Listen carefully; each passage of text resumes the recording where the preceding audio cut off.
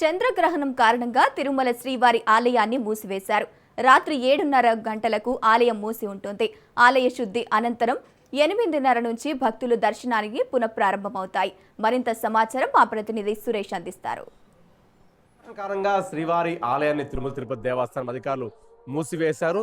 గ్రహణకాలానికి సమయానికి ముందు 6 గంటల సమయానికంటే ముందు శ్రీవారి ఆలయాన్ని మూసివేయడం ఆనవాయితీ. ప్రస్తుతం మనం శ్రీవారి ఆలయం వద్ద ఉన్నాం. ఉదయం 9 గంటల ప్రాంతంలో స్వామివారి ఆలయ మహాద్వార గోపుర తలుపులను తిరుమల తిరుపతి దేవస్థానం అధికారులు మూసివేశారు.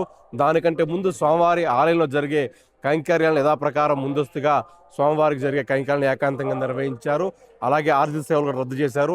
మరోవైపు 2 నైవేద్యాలు కూడా స్వామివారికి చేసిన తర్వాత ఏకాంత సేవను కూడా నిర్వహించి అటు పరిచారకులు, అర్చకులు, జియ్యంగారులు పూర్తిగా లోపల ఉన్న కులశేఖరపురం గర్భాలయంలోని తలుపులను మూసివేసి ఆ తర్వాత పరిహార దేవత తలుపులు ఒకటి మూసుకుంటూ ఆలయం వెలుపలకు వచ్చి వెండి వాకిలిని మహాద్వార తలుపులను తిరుమల తిరుపతి దేవస్థానం అధికారులు మూసివేశారు.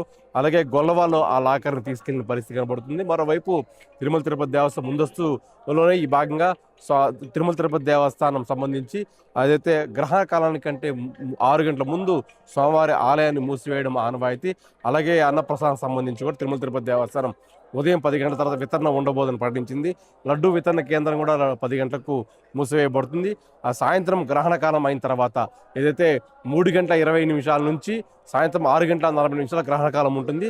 ఆ తర్వాత 7 గంటల 30 నిమిషాలకు స్వామివారి ఆలయ తలుపులు తెరిచి శుద్ధి పుణ్యవాసం నిర్వహించి 8 గంటల 30 నిమిషాలకు భక్తులకు దర్శనానికి అనుమతించబోతున్నారు. ఆ రకంగా తిరుమల తిరుపతి దేవస్థానం ముందస్తుగా నిర్ణయం తీసుకున్న నేపథ్యంలో ఎటువంటి ఇబ్బందులు లేకుండా భక్తులకు కూడా ముందస్తుగా ప్రసార మాధ్యమాల ద్వారా సమాచారం సేకరించింది. మన శ్రీవారి ఆలయం ముందు చూసుకుంటే పూర్తిగా నిర్మానుష్యంగా మారిందని చెప్పుకోవాలి. అలిపిరి నుంచి కూడా భక్తులు తాకిడి తక్కువగా ఉందని చెప్పుకోవాలి. ఎందుకంటే గ్రహణ కాలం కంటే ముందు 6 గంటల ముందు శ్రీవారి ఆలయాన్ని మూసివేయడం ఆనవాయితీ నేపథ్యంలో ఆ రకంగా చూసుకుంటే ఇప్పుడు పూర్తిగా సోమవారం దర్శించుకున్న వీళ్ళందరూ కూడా ఉదయం 8 గంటల లోపల సోమవారం దర్శించుకున్నారు. ఎందుకంటే ఆ సమయం కంటే ముందే లోపల కైంకర్యాన్ని పూర్తి చేయాలి కాబట్టి ఆ రకంగా తిరుమల తిరుపతి దేవస్థానం ప్రణాళికబద్ధంగా భక్తులకు దర్శన భాగ్యం కల్పించేసింది. మరోవైపు స్వామివారికి కూడా విశ్రాంతి లభించబోతుంది. కొన్ని మరమ్మతులు కూడా తిరుమల తిరుపతి దేవస్థానం ఈ సమయంలో ఈ సమయాన్ని వినియోగించేందుకు కొన్ని ఇంజనీరింగ్ మరమ్మతులు కూడా ఆలయంలో చేయబోతున్నారు. ఆ రకంగా గ్రహకాలం కంటే 6 గంటల ముందు శ్రీవారి ఆలయాన్ని మూసివేశారు. రాత్రి 7 గంటల 30 నిమిషాల తర్వాత స్వామివారి ఆలయం తెరిచి పుణ్యవాసం నిర్వహించి భక్తులు దర్శనం కల్పించబోతున్నారు.